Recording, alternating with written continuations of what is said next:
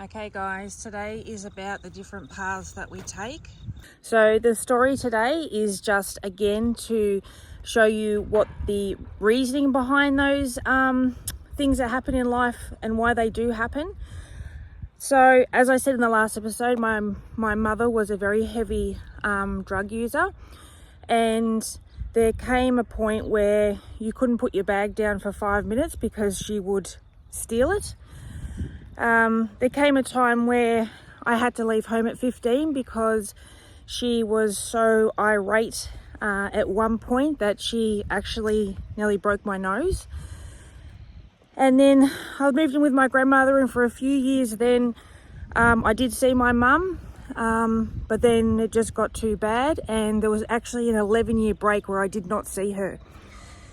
Meanwhile, she lived in a housing commission house, and they came in to renovate the house, and they put a pelmet above the door, and the pelmet actually fell on her head and gave her epilepsy. So fast forward 11 years of not speaking to my mum, I actually got a phone call from the Royal Melbourne Hospital saying you've got less than an hour to get here because she's had a stroke and the pressure's building in her brain. And of course I hadn't seen her for 11 years, so I had to actually try and identify her. They had removed half of her skull, and that was very traumatic, and that brought us back together.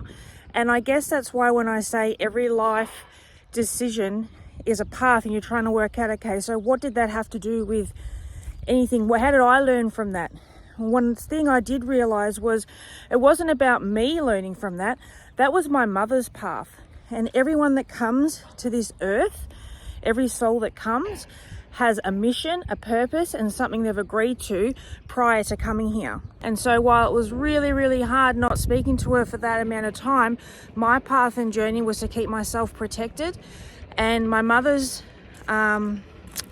journey was to get well. And it's almost like the universe said, if you can't protect yourself, I'm going to protect you from yourself.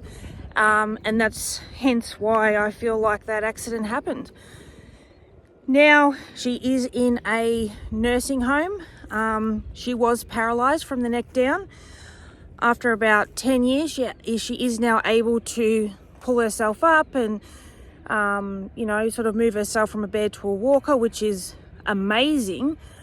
But it's funny how you don't get the lessons you want, you get the lessons you need, and you also get the lessons you agreed to before even coming here in the first place. So instead of saying, why did this happen to me? In that instance with my mum, I realized that that was her journey, that was her life's purpose, and that's why she came here. Not everybody comes here for the same reasons, and in fact, nobody does. And, I did not see my mum for 11 years because that was the safest thing for me. But that's life. You can't dwell on it. We have a good relationship now. She's a much better person now. She's clean, and life just has to go on. Okay, so you might be wondering about the dad situation. I was told my whole life that my dad's name was Rob, but there was always a guy called Fred in the picture. And for a long time I thought it was Fred. In fact, my mum kept saying it's not, and he keeps saying I am. But it wasn't until I was 39 that I decided to actually have a DNA test. And it turned out that Rob was never my dad. It was actually Fred. And Fred wasn't a nice person. In fact, we can say, and I won't say it on here, but the lowest of low. The one thing I've learnt with all these things that have happened, and this is not even the start of it, is they didn't happen to me, they happened for me. Not having very stable parents created a very isolated person in myself, where I looked from the outside in for many, many years on other people's families, relationships, never fit in, never understood it. But now that I'm 43, I feel like I completely understand it. because now I feel like in life when something happens, I'm like, okay, so what's the lesson? What am I trying to learn here? What do I need to push past to grow? What do I need to get over to move? And the only way I've really learned in life to get over things is to cry your damn heart out. And I've had nights where I've rocked myself to sleep and self-soothed, and I'm sure that came from childhood. But if you hold on to that stuff and keep going, keep saying, I'm okay, nothing's wrong, you'll never process it. You'll be stuck in that just that cycle of just going round and round.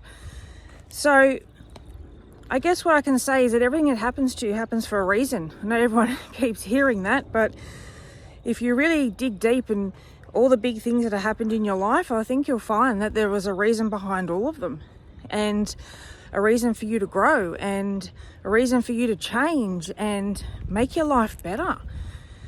Don't ever play the victim. Don't ever play the victim, because you give your power away.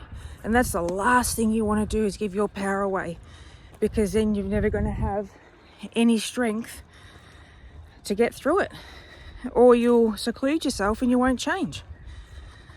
All right, guys, enough of me babbling.